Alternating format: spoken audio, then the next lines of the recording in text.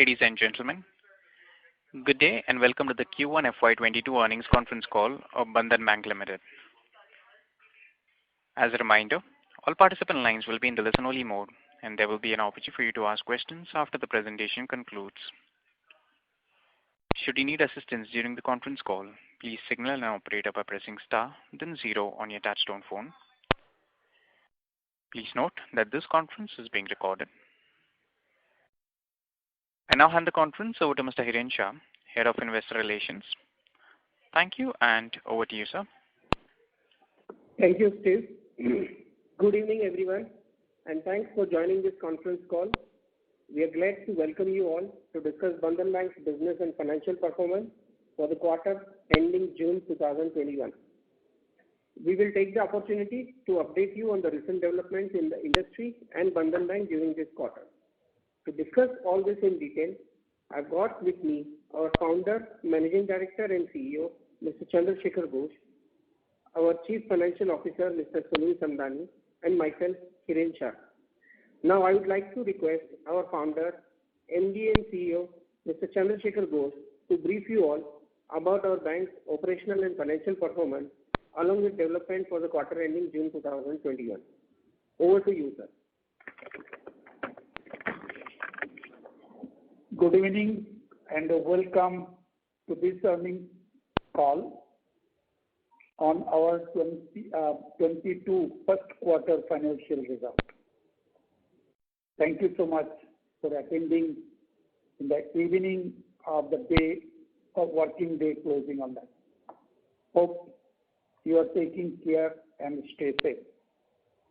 This is the quarter. We all know that it's a very challenging quarter in our life on that. Second wave and lockdown in severe parts of the country. In this time, second wave also impacted rural and the semi-urban areas. The silver lining is that beginning July, caseload has reduced and lockdowns have been lifted in different parts of the country. Healthcare infrastructure is now well equipped to deal with the cases, and vaccination drive has gathered momentum. We get the confidence on that. Several rating agencies and leading institutions predicted a high single-digit growth rate for Indian GDP in financial year 21-22, despite a severe second wave. Despite these challenges, business has done reasonably well. Advances have grown 8% year on year. Out of that, the 12% growth in EEB and 3% growth has come in a housing loan. And quarter-on-quarter basis, advance growth has declined 8%.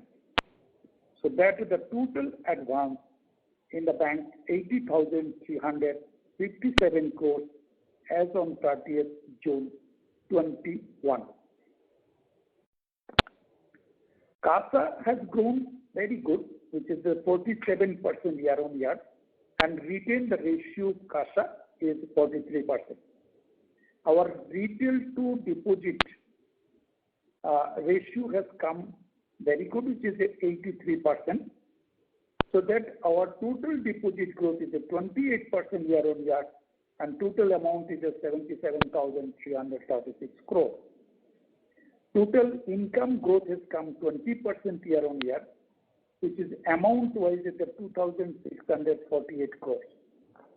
Operating profit has also grown 18% year on year, amount-wise 1,871. NII also has come on that 2,150 crores. Till the end of the previous quarter, no one anticipated the situation to get as bad as it did during quarter one with respect to COVID.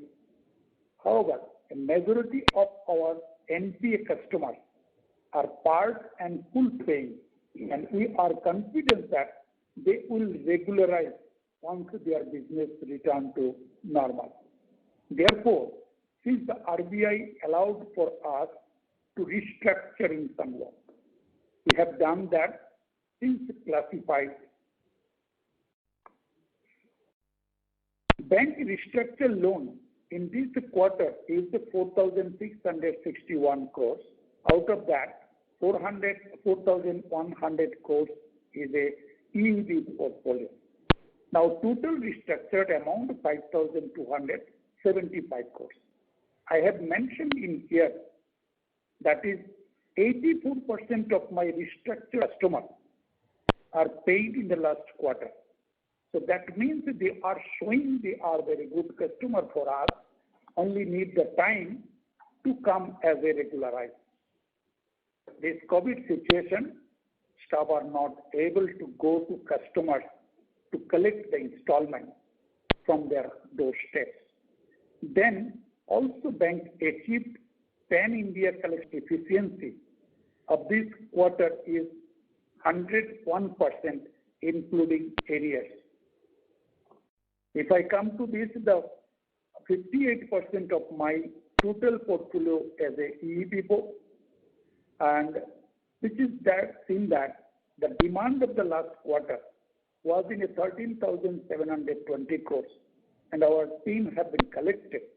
Amount is a 13,450 crores, which is including the area, has come to this the 98% collection efficiency. If we go to this, the collection efficiency without arrears, that is in and the EEB is 86%, West Bengal 85%, and Assam is a 67%. Again, I have been mentioned on that. Those are NPA customers. 74% of the NPA customers are paid in the last quarter. So we feel that gradually it is improving and customer is coming to repay the installment, though it is in part and full, but they will become future and very soon will become as a normal.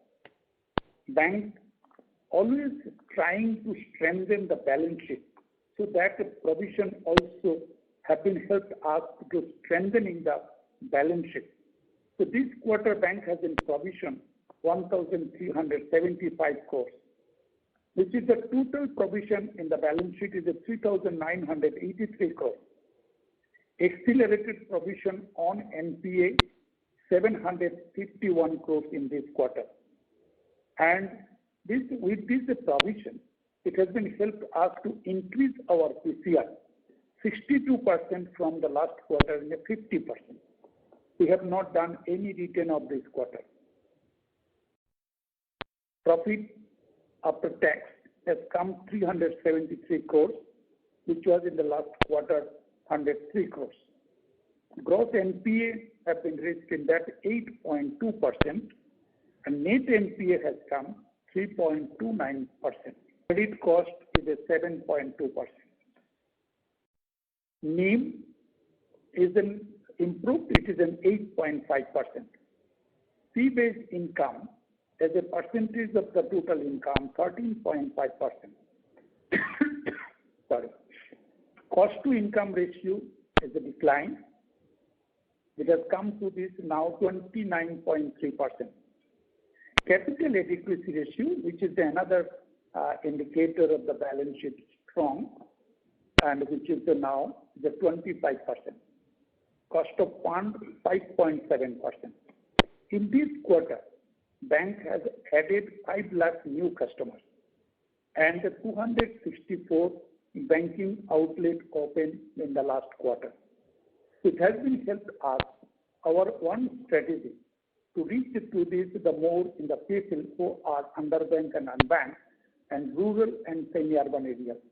So our rural and semi-urban areas banking outlet now has been reached in the 73% of the total.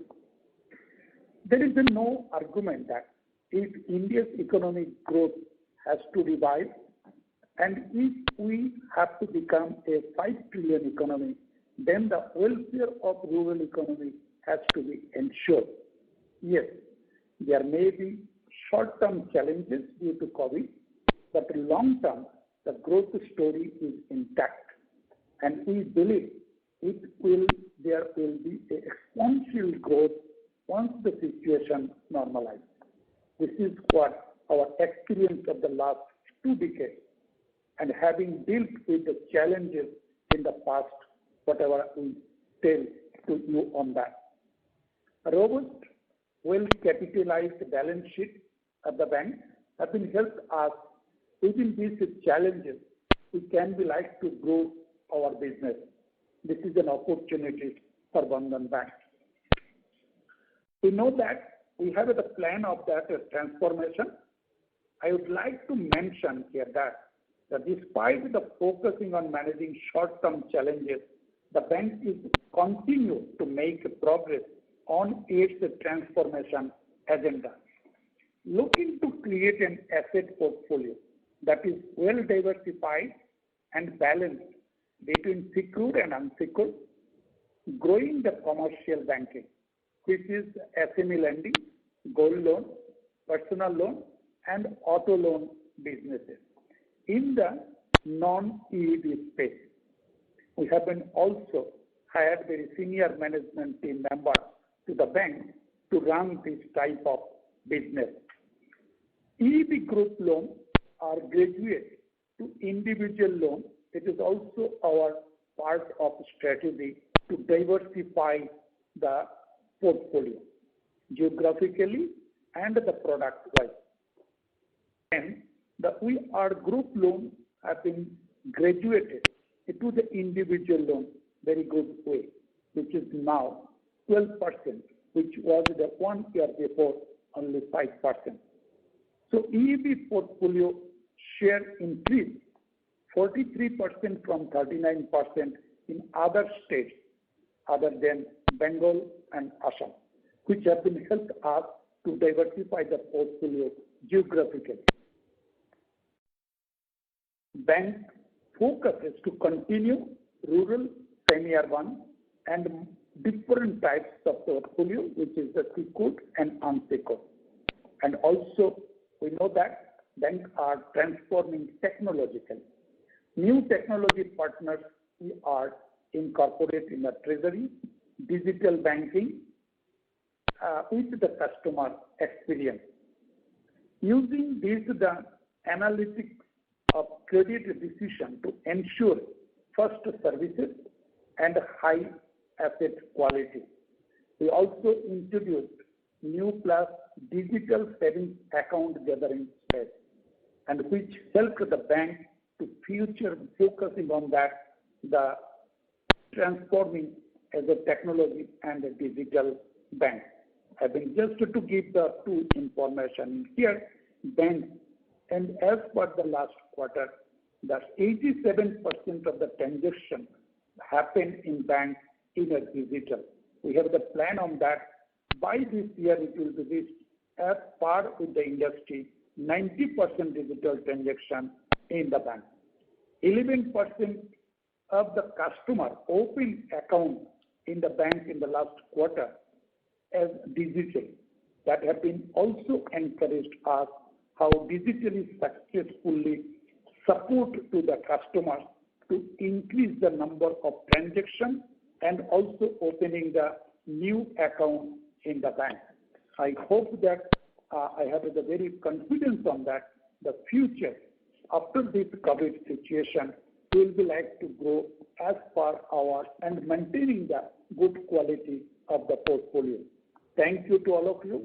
I hope you had some question, no doubt on that. Before that, we have already given that the one of the presentation, which in your hand on that the investor page. So 2-3 pages will be like to clarify what we like to say in this the presentation. I request my CFO, Mr. Sunil Samdani, will be like to give 5 minutes on the speech on that, and then we'll be go to this question answer. Please, Sunil. Thank you, sir, and good evening, everyone. Uh, I thought it will be a good opportunity to explain what we intend to say in terms of our business insights. So we've given 5-6 slides to explain the quality, strength of our portfolio and franchise. I thought we'll explain. I'll take 5 minutes to explain you. Starting with slide number 5, what we are trying to tell you here is this deceleration in the EEB portfolio is largely on account of collections which we are able to do during the quarter. Almost 98% of our demand got satisfied, which means the collection efficiency, including arrears, for the EEB portfolio is 98%. Now, coming to the slide number 6, right? What we are trying to say here is the restrictions which came on account of COVID-2 in our geographies, particularly in Bengal and northeastern states, came late vis-a-vis the other parts of the country.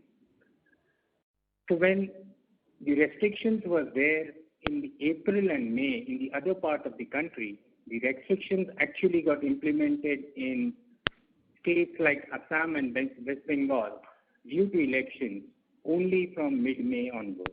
So these restrictions continued till mid-July, as against the other states where it started early and ended by June. So as a result, our collection efficiency for the quarter continues to be healthy because for the first 45 days of the quarter, these states were working fine. So our collection efficiency NPA was 86% for the first quarter in EEB vertical, 81% including NPA, and including arrears, it was 98%. Similarly, on the next slide, slide 7, the collection efficiency for the bank as a whole, we just discussed for the EEB vertical. Now for the bank as a whole, for the month of June, it was 84% excluding NPA and including NPA 80%. But we look at for the quarter, the excluding NPA was 89% and including NPA was 85%. These are excluding arrears. If we include arrears, the total collection efficiency for all products across banks stands at 101%. And as we discussed earlier, as and when the restrictions get lifted, which we saw started doing it in the last 15 days, the collection efficiencies have also started improving, and we hope and we are confident of reaching it and crossing the average pan-India level.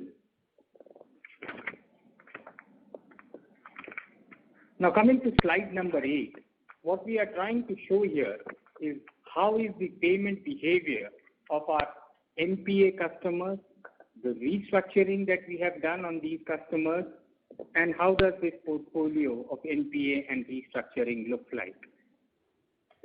So out of my total NPA customers during the quarter, 74% of them paid, either in part or in full. 26% of these customers did not pay. Of these 26% customers who did not pay, 34% of these 26% was contributed by Assam and 66% was for the rest of India. The reason we are excluding Assam and rest of India is because we all know that there is a separate resolution plan which is come up for the Assam, which we will discuss later. In terms of restructuring customers, firstly, why restructuring? Right? In the first wave, when the COVID first wave came, the RBI has announced the moratorium. This time during the second wave, the moratorium is not announced by RBI. Instead, they had given that option to individual banks to decide the form and shape of support that they want to give to their customers to tide over this difficult situation. Accordingly, what we have done is we have taken the form and shape of moratorium and given them restructuring. So restructuring essentially here means moratorium for us. Now, how have we considered these restructuring customers? These are largely part payment customers where we could not reach them due to restrictions, or they could not reach us due to restrictions. So largely part payment customers and few BUs or the business units which were in those locations which were containment zones and were in the continuous lockdown for the full 3 months of the quarter. So that was the criteria to consider this. And within this restructured pool, 84% of the customers have paid us during the quarter. 16% of the customers did not pay. Now, who are these 16% of these customers? 41% of these 16% are from Assam and 59 are from rest of India.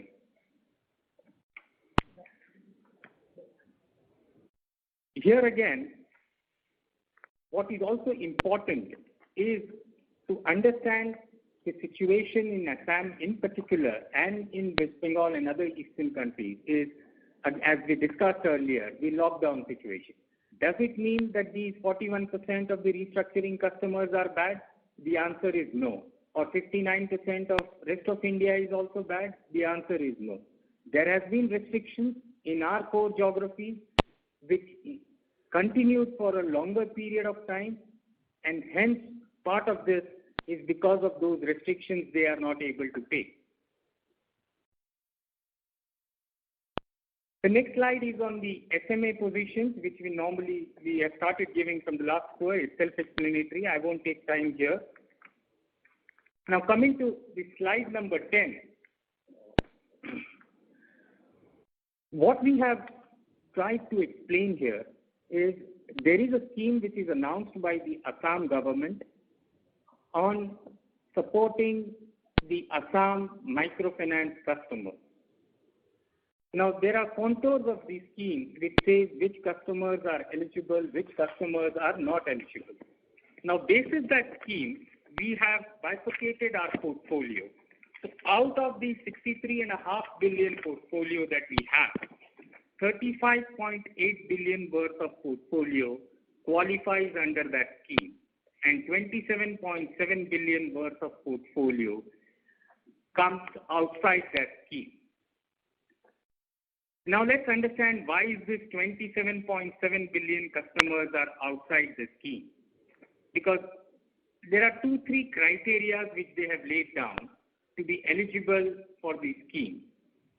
One and the largest part for us for being outside this scheme is disbursement made after 31st December 2020. So of these 27.7 billion, 18.5 billion worth of portfolio is here because of disbursement being made post December 2020. The other criteria is the overall exposure of the customer as per the Assam scheme should not be more than 1,25,000.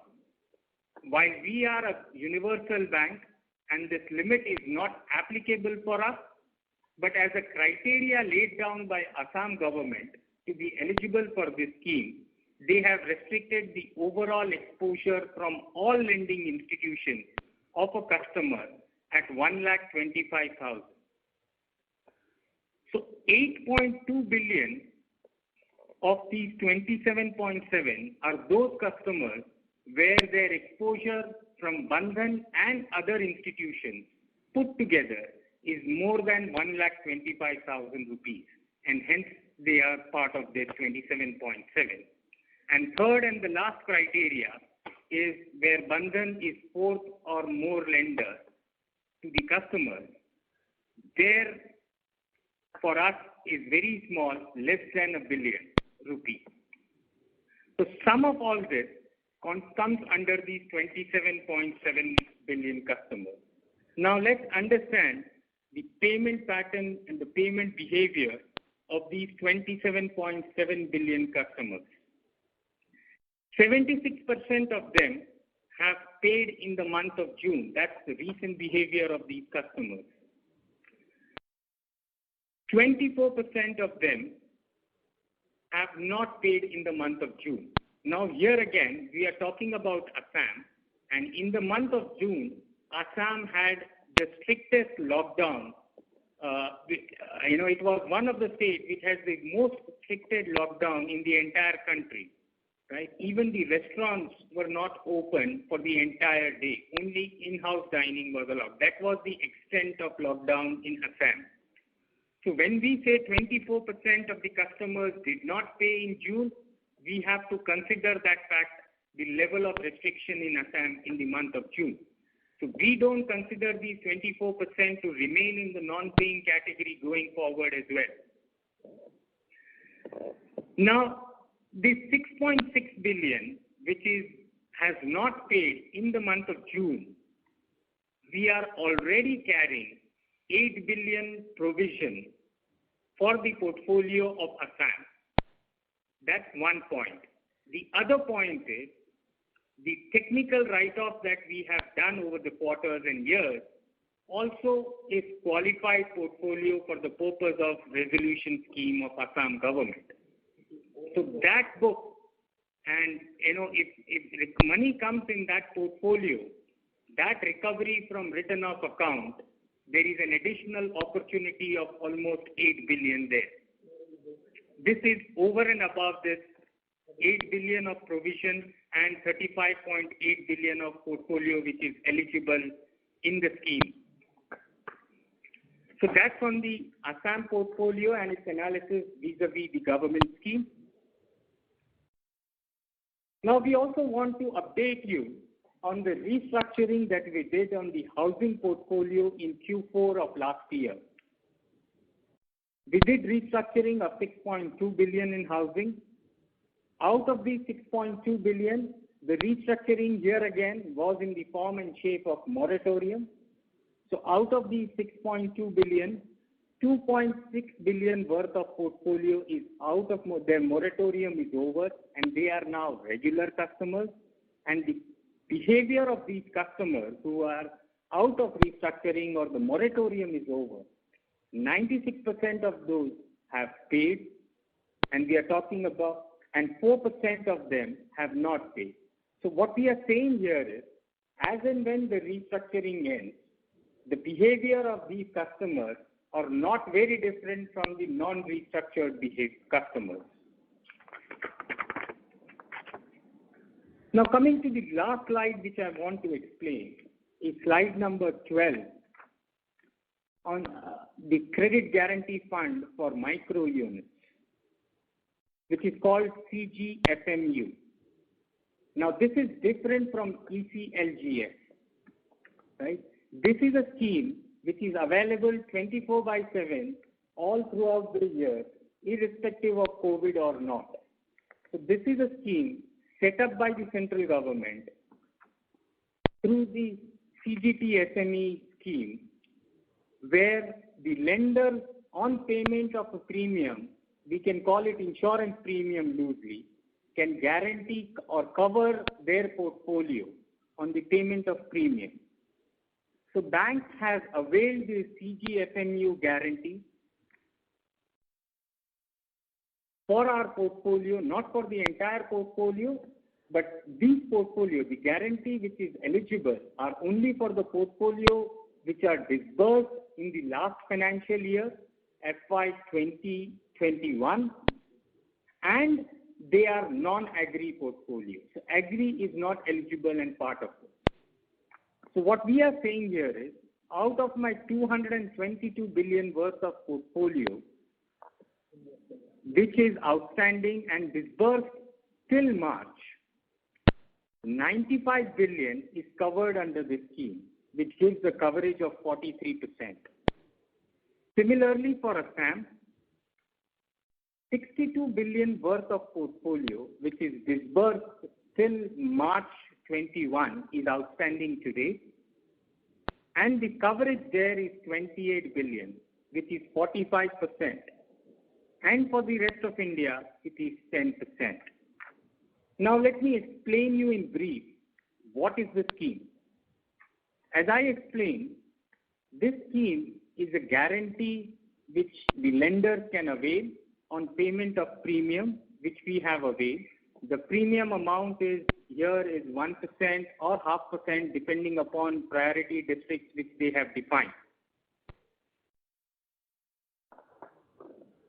The scheme says first 3% of the loss of the pool which you are availing the guarantee should be borne by the lender, and any loss above 3%, 75% of which will be borne by the guarantee provider, which is CGTSME, and 25% has to be borne by the lender, in our case, bank. So essentially, this is an additional protection that we have on our portfolio, which is over and above if I talk about Assam, the Assam scheme, if I talk about ECLGS, what we have availed, and the provisions that we have in our book. In addition to that, we have this guarantee cover, which will also help us recover our loan losses that we have incurred. And lastly, just to clarify, we have not done any ECLGS disbursement during the quarter, and our top-up loan disbursement for the quarter has been 0.5 billion for the quarter. So thank you very much. Thank you for your patient hearing. Happy to take questions. Thank you very much. We will now begin the question and answer session. Anyone who wishes to ask a question may press star and 1 on their touchtone telephone. If you wish to remove yourself from the question queue, you may press star and 2. Participants are requested to use handsets while asking a question. Ladies and gentlemen, we will wait for a moment while the question queue adults. The first question is from Amit Nanavati from Nomura. Please go ahead. Yeah, hi. Am I audible? Yes, sir, you are. Yeah. So, sir, firstly, if you can give breakup of what is 80 to 30 day past due portfolio for us, similar to what we'd given last time, that will be helpful. Sorry, you want the breakup of? 80 to 30 day DPD, what was the mix between Assam, West Bengal and rest of India? We've given this last quarter. So, at an overall level, it is about 8.5%. The breakup, I don't have it ready because we've given the SMA position today, given the restrictions that we have today. We thought this is more relevant. So overall, it is 8.5%, which will be between 8 days to 30 days, right? That should be 0 days. That includes 1 to 7 days as well. So I really don't have that number. We are not tracking. Okay, got it. Secondly, if you can just explain the nature of restructuring that we've done in the EEB portfolio, and if it's moratorium, when do these come out of moratorium and starting to kind of make full payments? So firstly, the fact that we've given them moratorium is to enable them in case they are not able to reach us or we are not able to reach them. This should help with looking at the environment. As I have already mentioned, 84% of the customers who have availed this restructuring or have paid, right, in Q1. Now, how we have considered, we've mentioned that this is largely part payment customers and customers in the area which is containment zone, which were continuously under lockdown for the full 3 months. Understood. Also, but if you can just quantify, so we've been highlighting, a large part of our NPA customers have also been paying or part paying at least. Now even restructured customers are paying or part paying.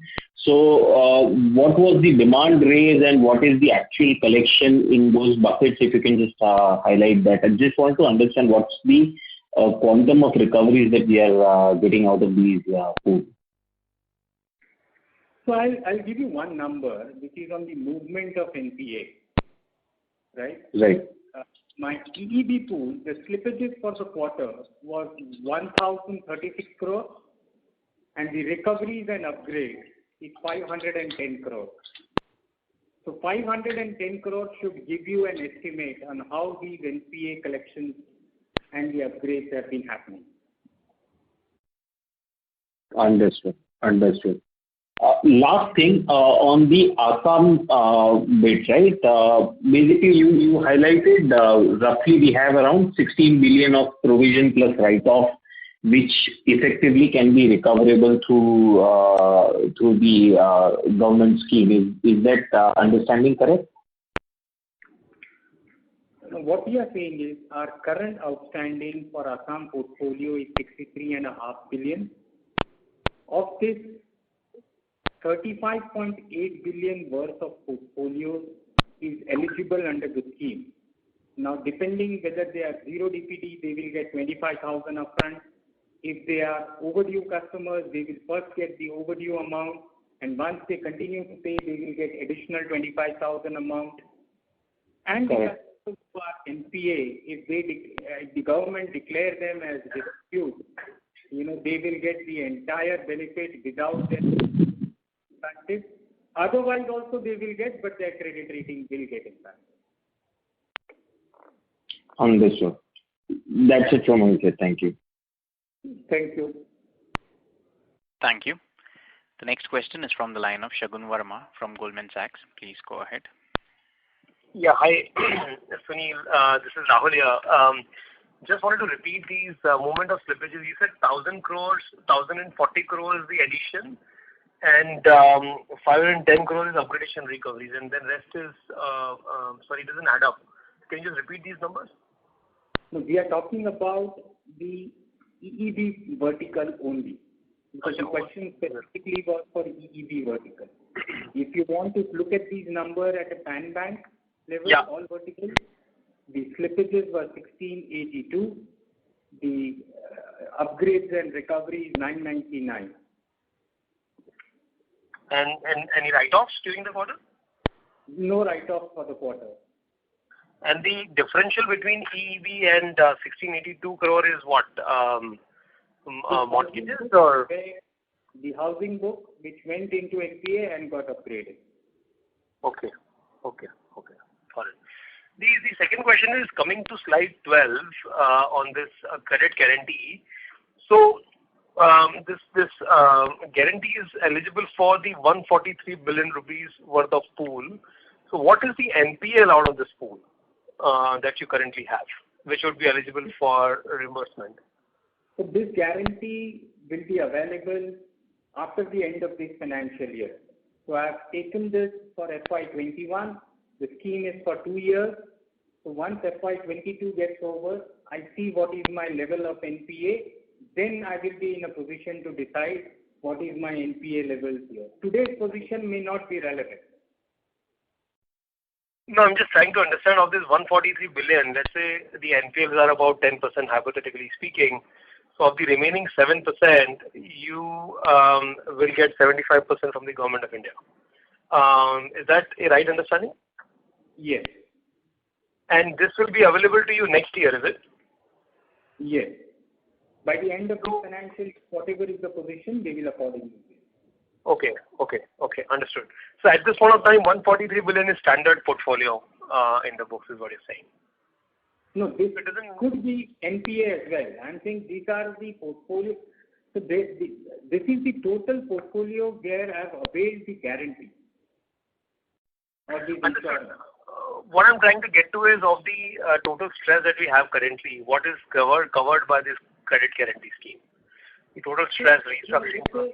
In your example, if 10% is the NPA level of these 143, 3% I have to bear, 7%, 25% of these 7% I will have to bear additionally, 7% they will take in. So in all, about 5 to 5.5% is my loss if the NPA is 10%. So roughly my NPA in an example of 10% NPL becomes half. Okay. And this would be, can it be mirrored on the current pool of NPLs and restructuring, particularly NPLs, which is 64.4 billion? Can be, because any which way, my 85% almost of the portfolio outstanding today is out of the disbursement made in previous financial year. Yeah. So where Assam and Bengal is covered excluding agri portfolio, because agri is not allowed to cover under the scheme. Okay. And how much is agri? 50%? About agri would be about 35 to 40%, because agri allied again is allowed. Okay. Got it. Okay. The other question I had was on the SME portfolio, which is, I think, total comes to about 22.5%. Does this include the restructured portfolio also?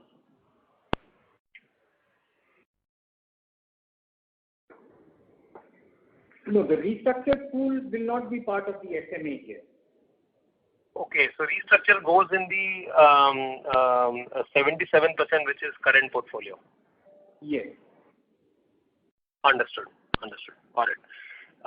Just one last question, and then a sort of a big picture question on the Assam business, and maybe to Mr. Ghosh as well. Now this waiver has happened.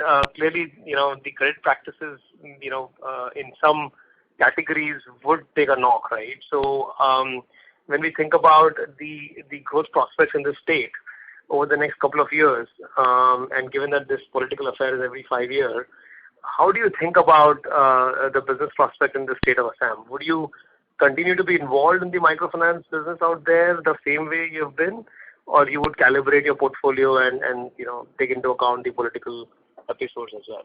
How are you thinking about it? You see, the way we look at it today, right? This has happened after 20 years in Assam, right? After on our being there, working there in Assam. So to assume that this will happen every 5 years, we don't know.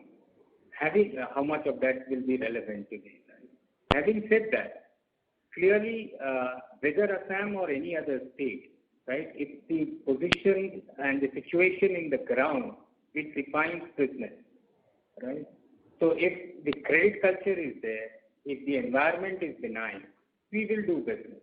But if we see, like if you look at the current quarter, the disbursement is almost not there in Assam, right? Because there was restrictions, because there was the confusion about what is eligible, what is not eligible, even the customers were not clear. So we were hesitant in doing business there.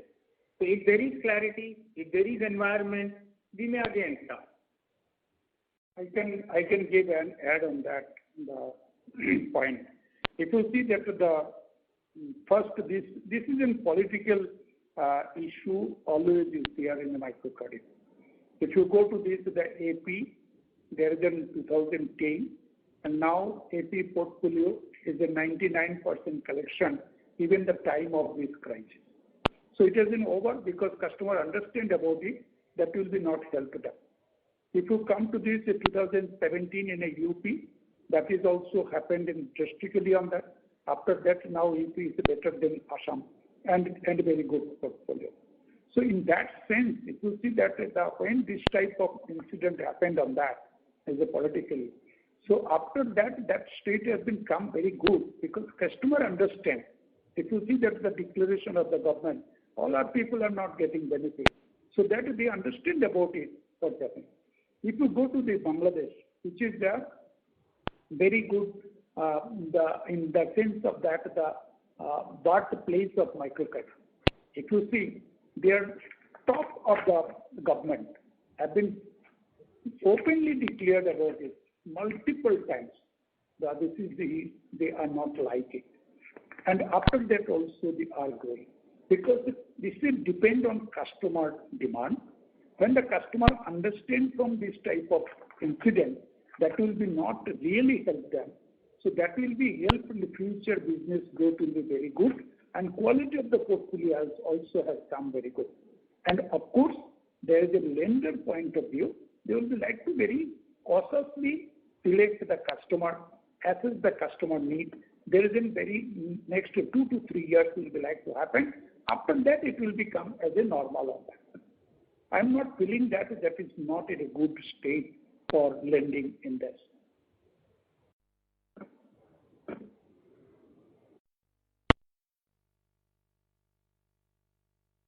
Am I audible? Hello? Yes, sir. We move to the next question from the line of Kunal Shah from ICICI Securities. Please go ahead. Yeah, thanks for such a detailed presentation and clarifying most of the aspects. Firstly, in terms of if you can just give within this paying customers part payment and full payment, okay, because last time I think there was a disclosure out there in terms of how that is behaving, and particularly maybe within this paying also less than 25% kind of a paying wherein there could be a more risk. So if you can broadly just spell that out in terms of the NP and the restructured full paying category. Yeah. See, the broad idea, right, we'll try and share whatever we can, but the idea of giving this presentation and this slide was to show that despite being the strictest lockdown in the prime geography, in the main geographies of ours, right, we have seen the intention of the customer is to come and pay, right? So one thing which is very clear from this is the intention of the customer. There, absolutely, we have no doubt whatsoever on our customers. The question is only about the ability due to the environment, or whether because of the environment, how comfortably they have been able to do their business. Right? That defines the part or the non-payment or the full payment customer. So that was the idea to mention here. Right? We have seen even in last time that part payment customers necessarily did not mean that this will become NPA. Right? What we envisaged in Q1 of last financial year and how we ended in Q4 of last financial year clearly shown that ultimately these part payment customers come back and repay their loan. They take extra time. At least the intention part is very clear. Now coming to your specific question on what is the payment pattern of these paying customers of the restructured of the NPA book. Of these paying customers of NPA, 8% made full payment and 66% paid part payment.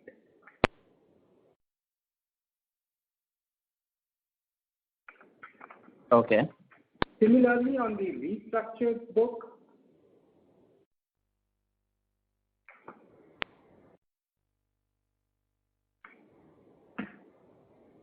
about 4%, because let's understand, restructuring we had done considering only those customers who were part paying customers and customers who were in the geography where it was in continuous lockdown or containment area. So with that background, the full paying customers in restructured book is 4% and partial paying customers is 80%. Okay. And fair to assume that within this part payment, like last time, significant chunk would be less than 50% because last time also 2/3 of that was say less than 50, and now maybe situation would have further got worsened because of second wave. So then even within the part payment, like significant part would be say less than 50 or less than 25. So my one point on that, you will be first we can be like to analyze the situation of the country and the area. When the last time we have been seeing that there is no lockdown, and that time people are coming back and to coming as a normal on that. But suddenly, whatever happened in April, May, June, this is very much given that the people have been scared about it, but they have not expected on that. And within that situation, and within this, the lockdown period till now continue in the many of the places, and that time also customer is coming to paying is in partial also. I hope that is a very good showing the future that they will be come back when the situation will be like to over. Lockdown will be not happen, and this customer will be paid in a normal full installment of that. And just to add, it is much higher than 25%, closer to 2 installments. Okay. Okay. Sure. Got it. One second clarification. If we look at this Assam, so when we look at NPA and restructure, and we have carved out how much is into Assam. So if we calculate, almost like say 1.3% of the book is the non-paying in Assam, okay, which is almost 700 odd crores. And in that slide of Assam portfolio analysis, in fact, out of 6,300, 2,800, and that includes 660 odd crores of non-paying.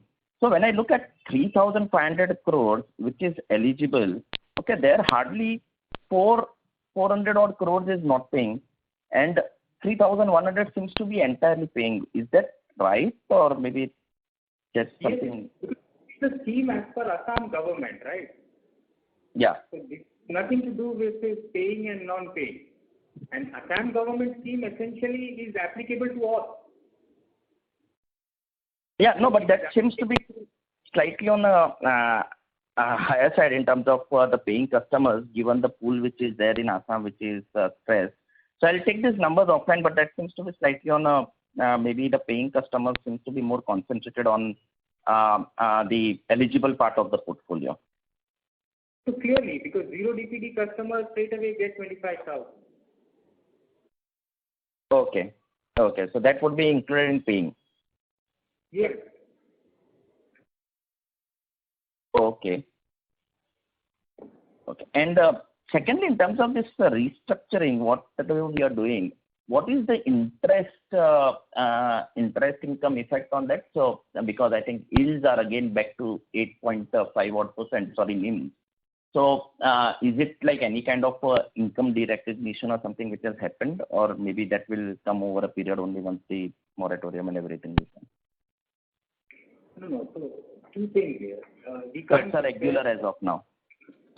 We can't compare quarter-on-quarter NIMs, right? Because last Q4 of last year, right, we had a big reversal on recognition of NPA as well as interest on interest, right? Which is not there. You know, last quarter we recognized NPA after a gap of 12 months. So that is not there in this quarter. So this is, more or less sustainable NIM, which we had mentioned even last time in Q4, that but for these reversals, our NIM would be closer to 8.5%. Yeah, so we are almost getting back. Maybe, in fact, excluding last year also, average was 8, and we are getting towards 8.5. And there is no one-off in this. No one-off. Our cost of funds have come down.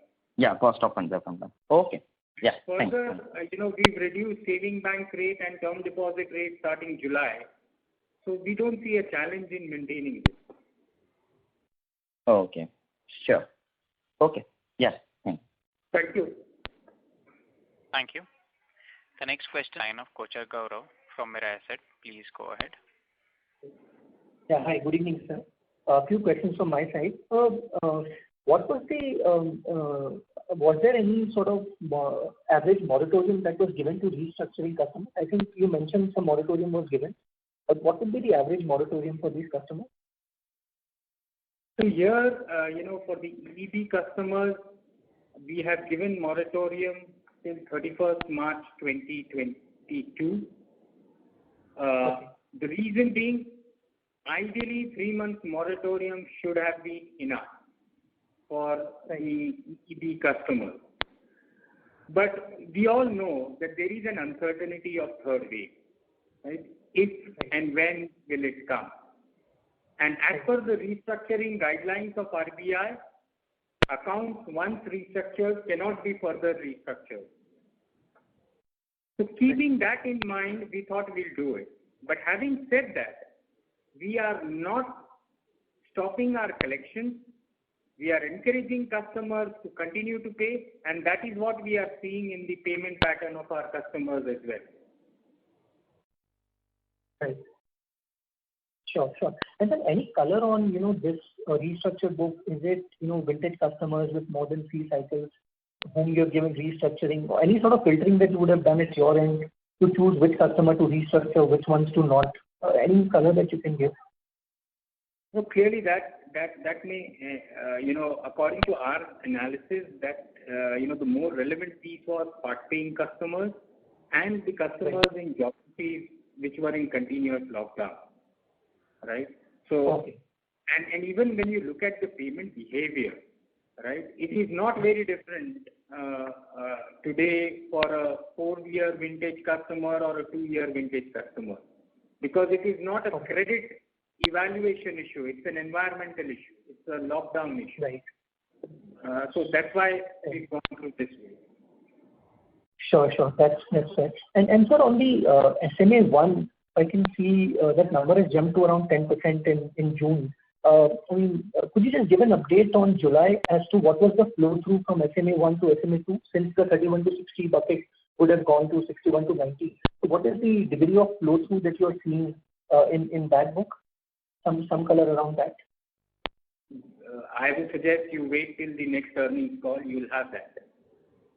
Okay. But is it significant, the flow through, or it's in line with our historical experience? Just wanted some color. Is it better off, worse off now that the lockdowns have opened up after mid-July, as you mentioned? Has that improved? So but only one point we can mention here. So from June to July, collection efficiency have been improved day by day. Okay. And sure. Collections, right? The weekly provision. Sure. And sir, if I look at the buffer provisioning, so apart from 3 billion of standard asset provisioning, we don't have any. Is that correct?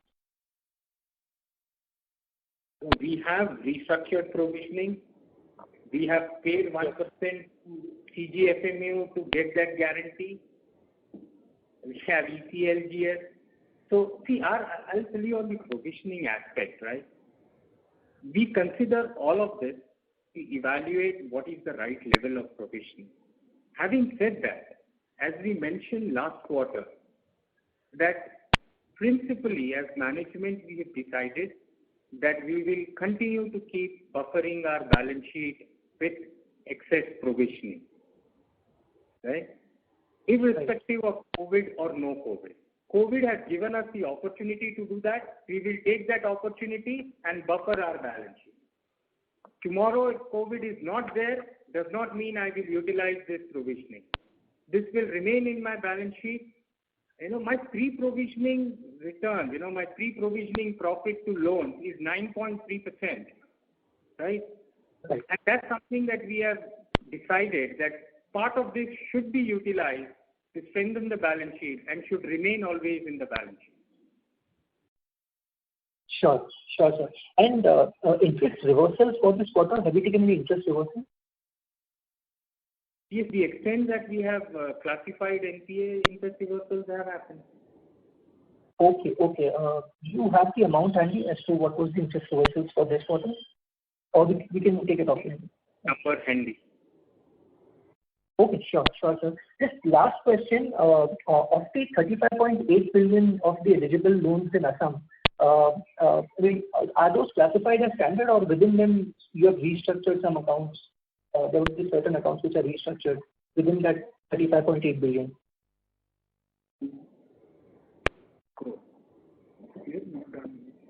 No, see, this will be a mix of all, standard, restructured, including NPA as well. Because what is this is the eligible. What it does not include is the written off portfolio, which over and above this is eligible for repayment. So when that repayment comes, that will be an additional recovery of Assam pool through that scheme. Sure. So our written off portfolio, which is eligible under this scheme, is close to 8 billion, which is not part of this. So that, if that comes in, will be an additional flow. Sure. And this entire 35.8 billion portfolio is entirely reimbursable, right? Or there is some caveat within this? Eligible. This is eligible. right? And now, as and when the government frames the scheme and basis that scheme, the process document, we will have to see what is the role of the customer, what is the role of the lender, and accordingly go by that. Okay. Got it. And sir, just on the restructured book, the income recognition is happening, I mean, the interest recognition, is it happening on approval basis or as and when you receive the amount, you're counting that? 84% of them are already paying. So how is it that I can't recognize the interest? Sure. So is it happening on cash basis or on accrual basis? Has to be accrual. It has to be accrual. Okay. Got it, sir. Thank you so much. And that's all from my side. All the best. Thank you. Thank you. Next question is from the line of Saurabh from JP Morgan. Please go ahead. Sir, two things. One is, now that political interference is over in Assam, by, let's say, Puja, where do you think the collection efficiency goes, as for the portfolio overall? I mean, you used to guide to these numbers last year when COVID one was going on. I was just wondering what your view today is.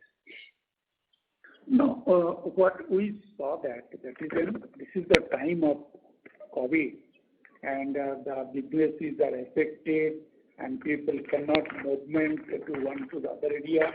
And this time also we see that the COVID is affected to the rural and semi-urban area. After that also collection has come this much, which is showing that a very good improvement will come when this lockdown and the situation will become to normal.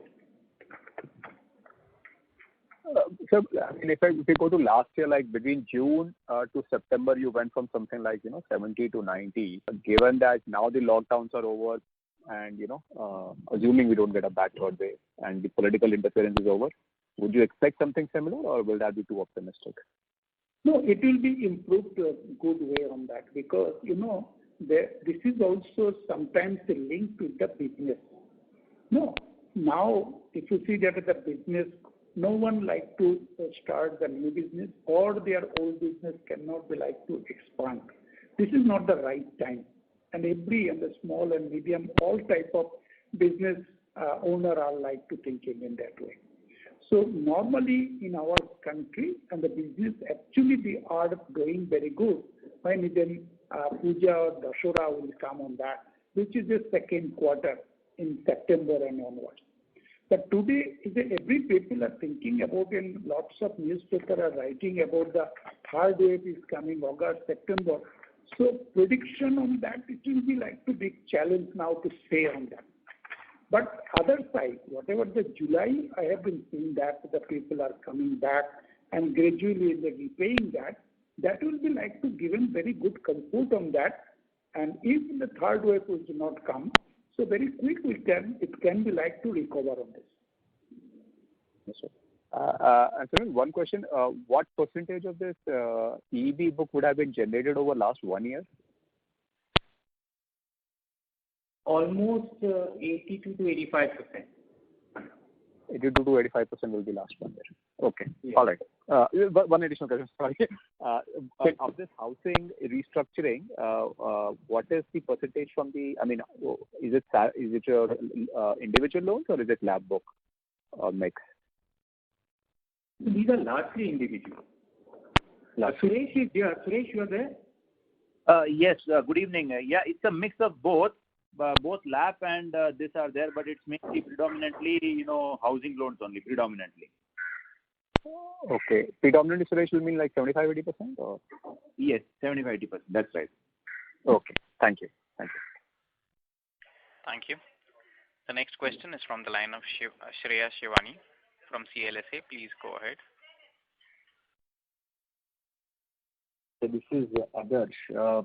The question, Sunil, was on, during periods where collection staff cannot go to the field, you can offer a EMI holiday. Does all EMI holiday customers get classified under the structured book, or that's a separate pool? Like I took a EMI holiday for a month, or you offered one for let's say 4 weeks or 6 weeks. but I didn't need a longer term restructuring. So is that part of the restructured book or not? So two things here, right?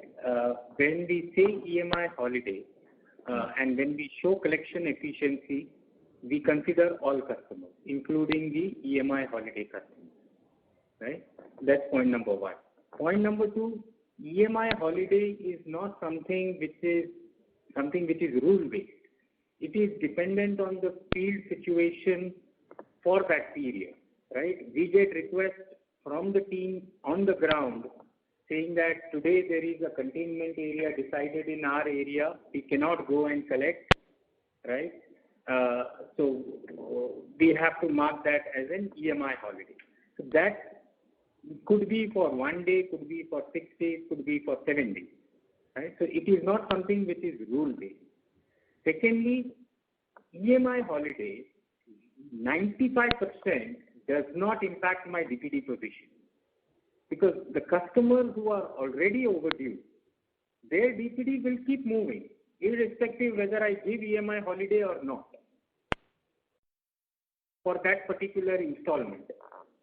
So EMI holiday, the point I'm trying to make is, as far as collection efficiency goes that we disclose, we consider all customers, and as far as my DPD or SMA position goes, it has very little impact on my DPD and SMA position, negligible impact. Got it. That's useful. Second question is on Assam. So you did give a number that the provision is about 800 crore and write-off pool which is eligible for government scheme is 8 billion. So you actually have 1,600 crore of money. And so it should cover up for anything, any of the risk, or eventually, let's say in 12 months, you would expect net Assam book after the government scheme is fully implemented. You could have a fall through of money from that. Basically, you could have write backs from that, given that that pool now is 1,600 crore of provision sitting out there. So, if things go the way it has been planned, which we sincerely believe it should, then you are right. There will be a provision, there will be a situation of write back. Got it. And third question is last question is on West Bengal. Obviously, it's a very larger book. And the situation,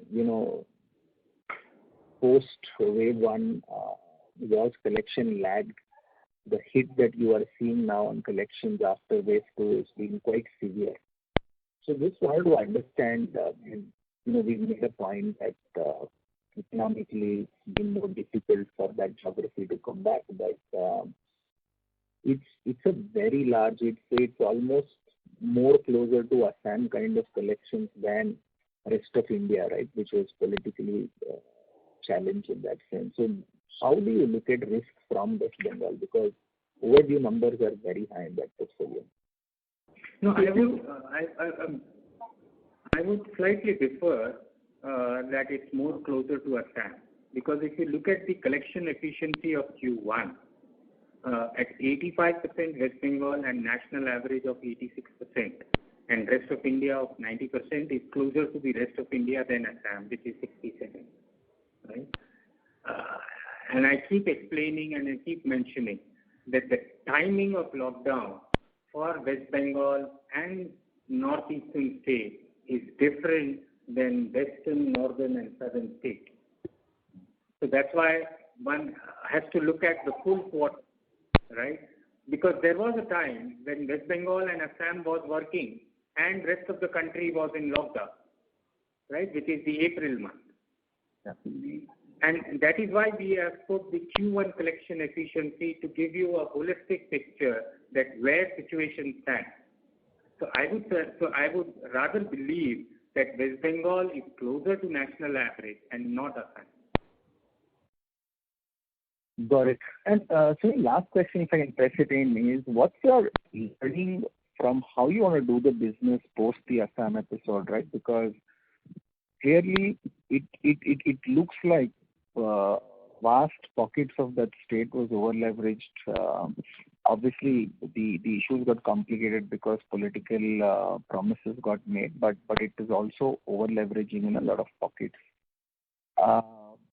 So it's kind of bailout for the MFI industry also per se in that state by the government. So what's the takeaway in how you see what happened in Assam to stop that from, say, happening in a West Bengal or any other state we operate in? If you see that I have been mentioned earlier, I have given some of the country state where this problem happened and then returned back the customer. Yeah. If you see that now when the government declared about it and the government mentioned Chief Minister said that you paid, otherwise your credit bureau record will become damaged and future you will not get any loan from any of the bank or financial institution. So he requested to all the public on that and the citizen, you pay to the lenders on that. This appeal is a very big way he has been given on that. That is the learning for the customer level and also learning from the government level and also the lenders level. That not means tomorrow I will be started the lending to those areas more. When we observe, we'll see that and the situation will be like to feel that is a good. That time will be decided on that.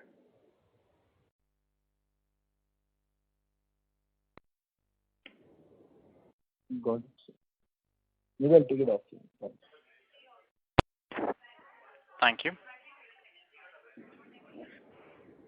The next question is from the line of Nitin Agarwal from Motilal Oswal Securities. Please go ahead.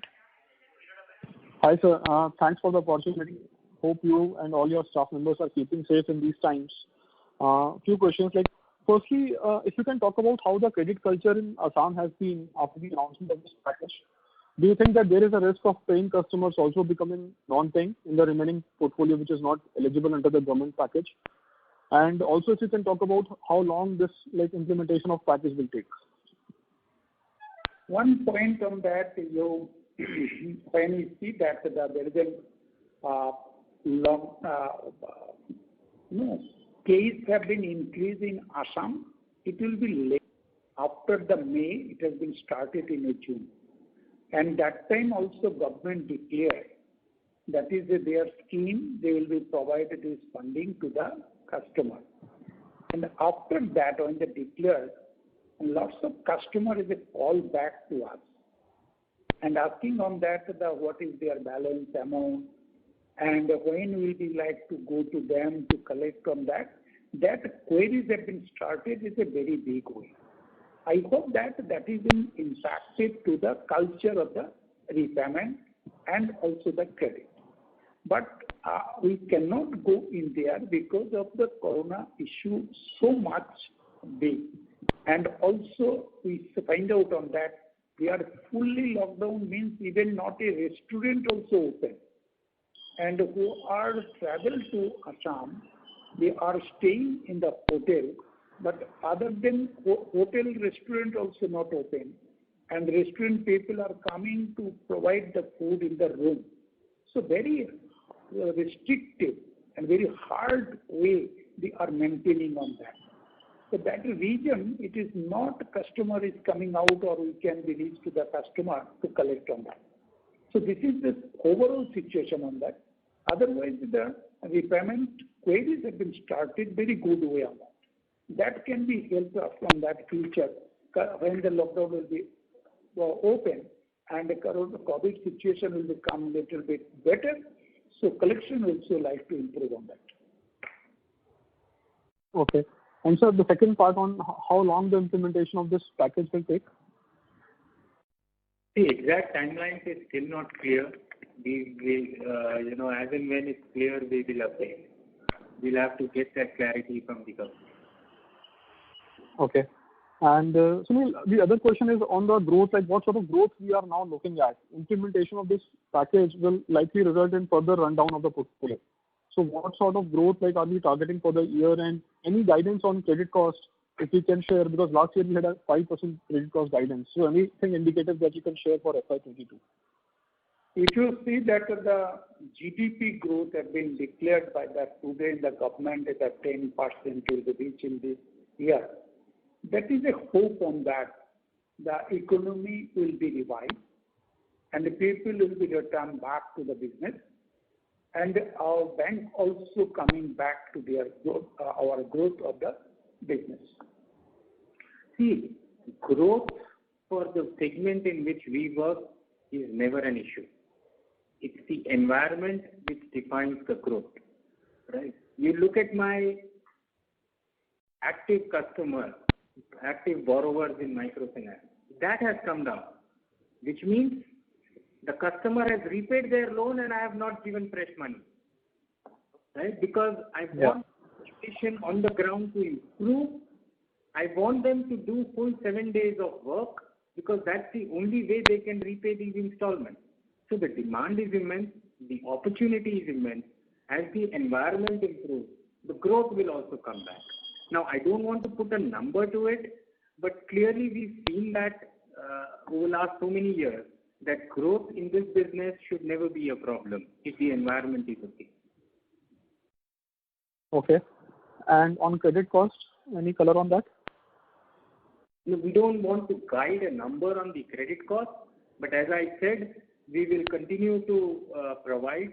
We will continue to take provisions to strengthen our balance sheet. Some will remain as additional standard asset provisioning in our balance sheet for future to strengthen our balance sheet. But, one thing we'll tell you is the provisioning we will continue to provide. Not all of them is required as for credit cost. These could be standard assets. This can remain as contingent provision when COVID is over next year. Okay. And one small data point, like given that we deal with a large number of borrowers higher than most other banks, what has been the number of casualties that you have seen amongst the borrowers? So the number that we have to the best of our information is about 4,000 borrowers who, sir, if you can correct me, number of borrowers died on account of COVID?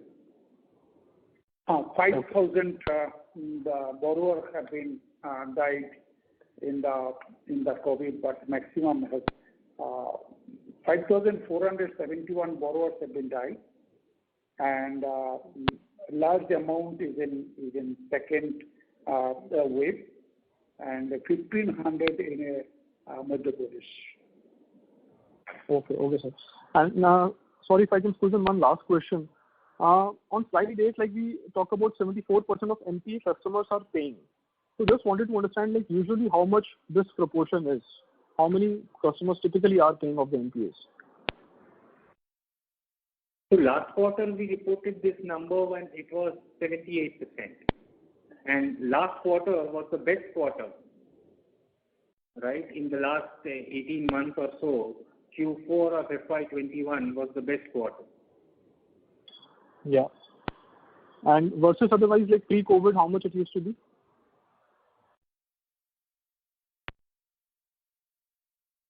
Pre-COVID, good question, but I don't have that number often because this we started tracking only after the COVID environment. Because our NPAs were anyway less than 1% pre-COVID environment. Right. Okay, sure. Thanks so much. Thank you. Thank you. The next question is from the line of Karthik Chellappa from Bruna Vista Fund Management. Please go ahead. Yeah, thank you for the opportunity, sir. Two questions. First one is on slide 12. So for Assam, if 28 billion of portfolio is under the credit guarantee fund scheme, how much of this would overlap with the 35.8 billion which also becomes eligible under the government resolution? Karthik, that analysis we'll have to do. But clearly there will be an overlap, right? Because those two are different criteria. One is as per government scheme, one is as per mine. The CGFMU that we have taken. So there will be an overlap between paying between eligible and non-eligible. Both parts will be here. So essentially what we are saying is the entire disbursement of West Bengal and Assam of previous year for non-agri customers, is covered. And typically 82% to 85% of my current outstanding is last year's disbursement. So the fact that they become under one scheme does not disallow them from participating in another scheme, right? So if it's under Assam scheme, if they are already getting another benefit of this thing, they will still be eligible, right? Yes, but I can't claim more than 100 rupees. 100 is outstanding. Oh yeah, okay, that is for sure. Okay, but we just don't know the level of overlap. Okay, that is fine. If I look at the total NPA under the micro loans, which is let's say about 49 to 50 billion or so, what is the amount of provision that we are carrying against that as of now, as of this quarter? About 32.5. See, there are two ways to look at it. Right? The total provision in my book, the total provision in my book is 4,835, right? If I exclude standard asset provisioning, which is required as per regulation. So it is 4,835. This includes NPA, this includes additional standard assets, this includes restructuring, all put together. Now this 4,835, if I compare it with my microfinance portfolio, it's about 9.1%. Now I agree with you, not all of this is for microfinance. This is for all verticals put together, but I'm just telling you one way to look at the provisioning that I'm carrying in my book. The other businesses are all secured business. And historically, the LGDs in those businesses has never been more than 0.25, 0.3%. So to look at it in another way, against an overall coverage ratio of 62%, for the micro book alone, this ratio would be somewhere close to 64 to 65. And if I consider additional standard asset and all, then this will be close to 75. Okay, close to 75. Okay, that's all from my side. Thank you very much and wish you and the team all the very best. Thank you. Thank you. Thank you. The next question is from the line of Anand Dama from Emkay Global. Please go ahead. Yeah, thank you for the opportunity. Sir, is there a restructuring pipeline that we have in mind? Now, Anand, it's a good question, but we clearly don't have the answer to it today because that depends on how the restrictions get lifted in the geographies where we work.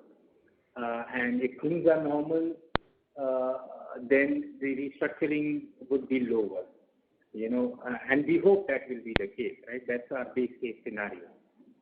So clearly today I can't put a number. Because if you look at the SMA1 number and even SMA2 for that matter, do it is flat.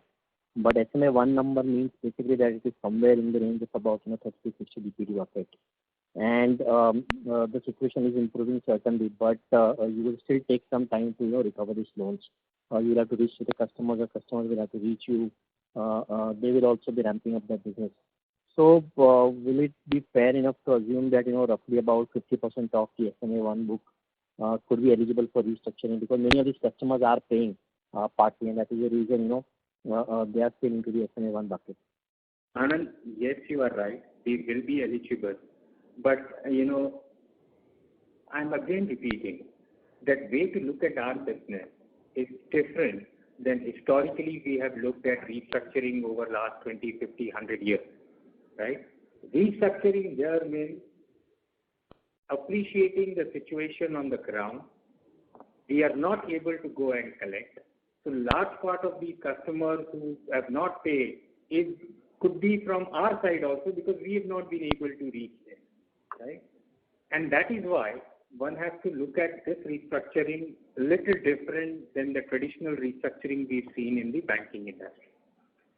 Now, where in the banking industry, without write-off and without selling the portion to ARC, we get 50% of the slippage as recovery.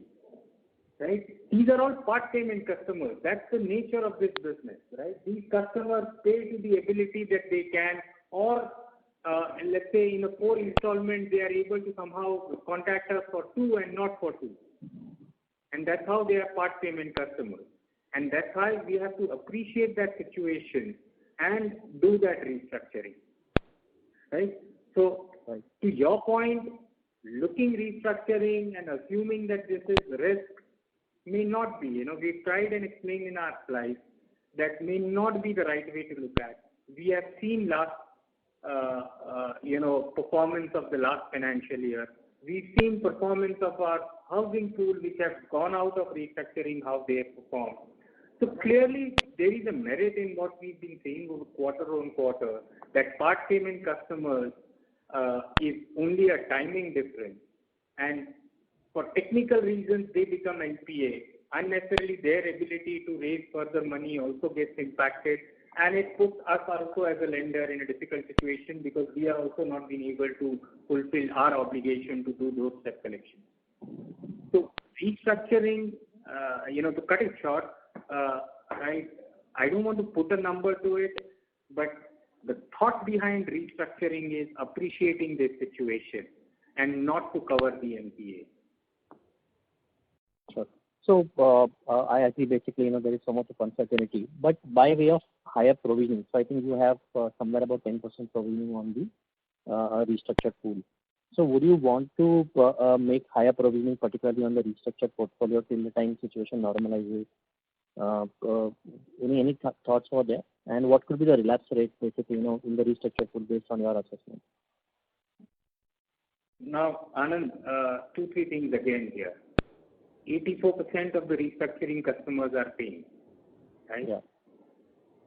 We've already shared that with 4,835 crores of provisions in my book, this is for all products put together. This provision is equivalent to 9.1% of the microfinance book. We also have guarantee cover. We have Assam resolution coming up.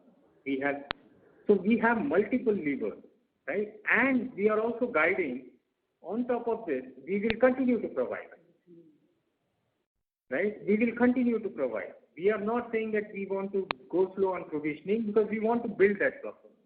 And things hopefully will only improve from here. That's our base case scenario. So with all that in mind, I don't know how to put that number on the restructuring pool.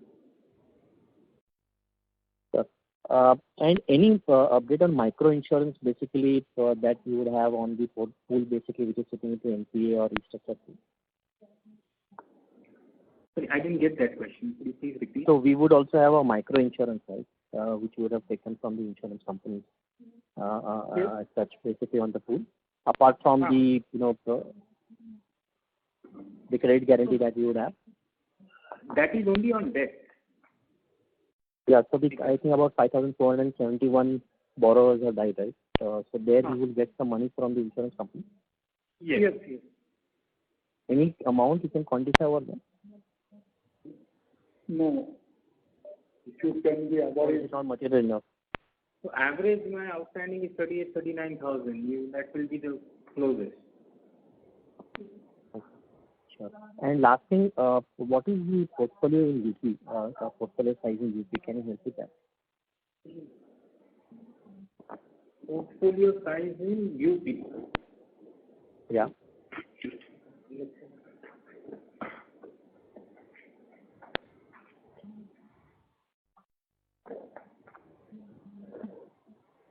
₹4,180 crores.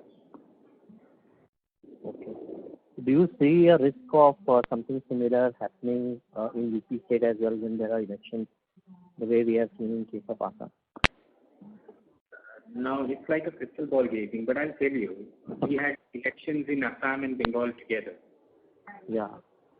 Close neighbors, similar language, same time election, but it didn't come here. So I don't think it is fair to assume that if it's happening in one state, it should happen in all states where elections happen. Yeah, but I think political parties certainly were different. The ruling parties are different. If you see that at the last election, 2017, they have been declared that after that, this type of customer will not get that benefit, and they are very much unhappy on that. So this time, after that, they recovered it on that. So when the next time this type of situation has come, customer will not trust on that. But I am not seeing that this situation is coming again in that state.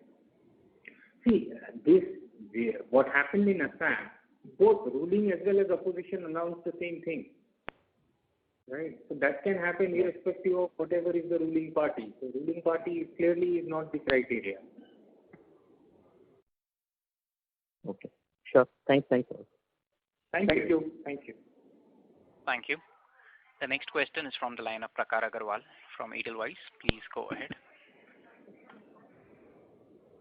Yeah, sir, just 3 questions from my side. First, so there is a couple of guys, there are a couple of players who operate out of Assam, and they said that cutoff date for Assam is 31st March and not 31st December.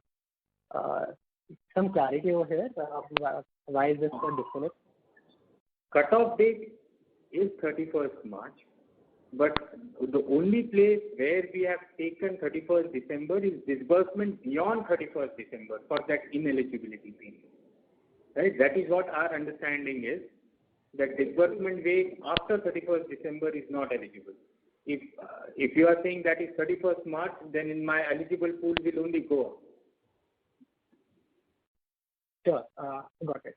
Secondly, on this restructured book that we have, do we change the stage of that restructured asset when we restructure, or we don't change the stage when we restructure? We keep it as SMA 1 or 2, whatever account it is, in the same stage, or do we make it standard and is not reflected in any of the buckets? So this is a moratorium, right? What is this restructuring? This restructuring is, in a way, we have given moratorium. So the same treatment applies what applied for moratorium when it was there last year. Okay, so there is no overlap as per the system. No. Okay, guys. Just one more question in terms of guarantee scheme that we have spoken about. Is there any upper cap as well which is there in place for this guarantee scheme? Because what I've been finding through is that there's a 15% cap on the overall payouts by the other party as well. So while we have 75% that we have been talking about, there is also 15% cap on the outstanding amount which is there.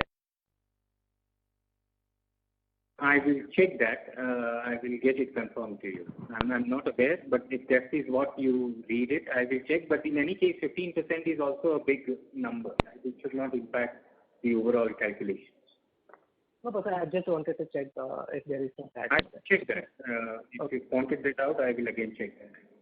Just one last question on this micro banking customer this account for balances. If you explain this sort of decline in there. This is a 2 cause in here. One cause is there because we are not able to go to the field to collect the money. Automatically, people are not able to deposit their savings account of this money. Second point on that, it's type of when the challenges come, people will like to keep some money in the cash in their hand, not to deposit in the bank. So both these happen in our microcredit level, so that their savings balance has been come down.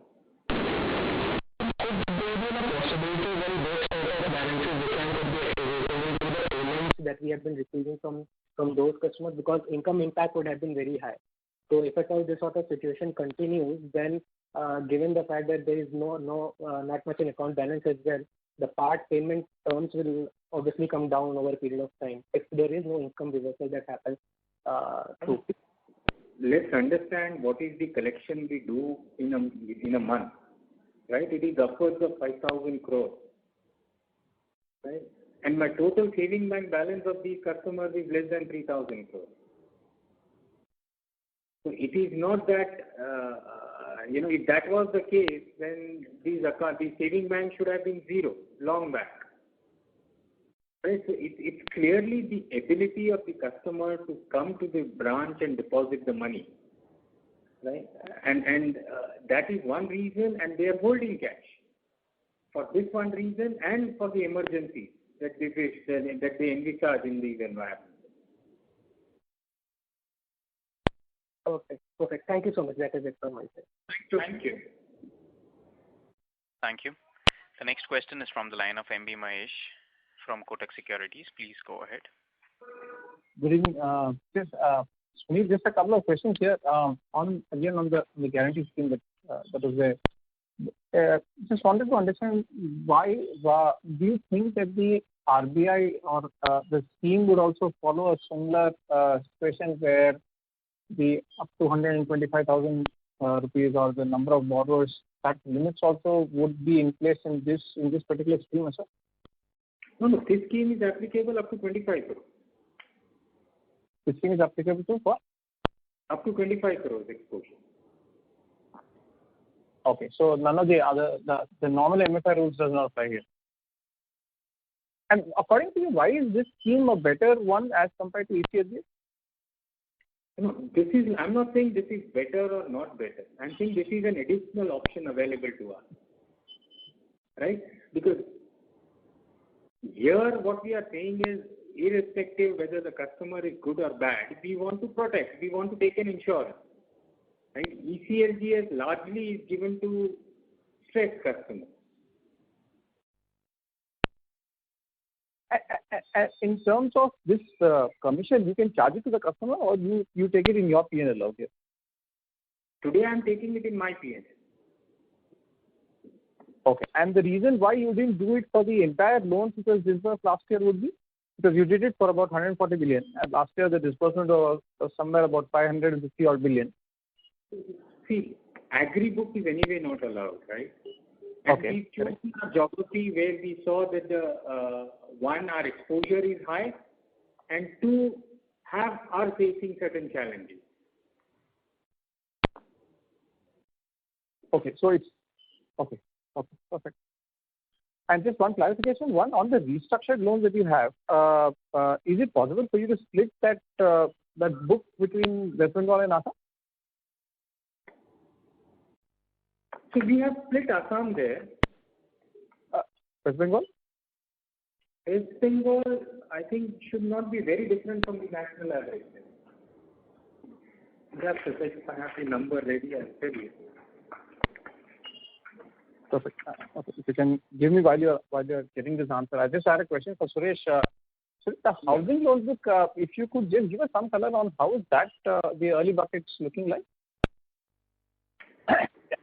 Yeah, good evening. So basically the housing pool, the collection has been improving on the improving trend. And if you look at the overdue position as of June compared to March, there is a slight improvement actually. It was, if you look at the regular customers who are in 0-day DPD as well as the SMA 0 who are in less than 30-day bucket, then you will see that there is from about 93.06, it has gone up to 93.20. So actually there is a slight improvement in the overall ratio of the customers who are in the regular plus SMA 0 kind of a thing. And so that is the kind of in terms of the collection. The second thing that I would like to say is about the slide which already we have discussed enough actually, that about 3,126 customers who had availed the restructuring in the first phase have actually completed the restructuring tenure, and after the end of the restructuring tenure also 95% of those customers are paying, and therefore so the repayment track has been pretty good in that. So that gives us a lot of confidence that the collections have improved. So what on the ground we see is that post-COVID, which started in March last year, what has happened is even where customers have lost their jobs or have lost their businesses, they have found out, a lot of them have found out alternate ways of restarting their business or restarting their cash flows. So that has helped. So there, a lot of people would have been in some sort of business but have moved to some other business just to keep their livelihood on, and that has also helped. So the repayments have been improving, and July also, I mean, the way it has been going, if no other wave 3 or something comes, I think the collections will be much better. In fact, for the first time, the third point that I would like to say is for the first time since March 2020, we've had the NACH bounce ratio coming back to the pre-COVID level. So it used to be below 10% and it had gone up to almost close to 15% at a point in time, and it has for the first time in June come to below 10% again. Perfect. Thanks a lot for this.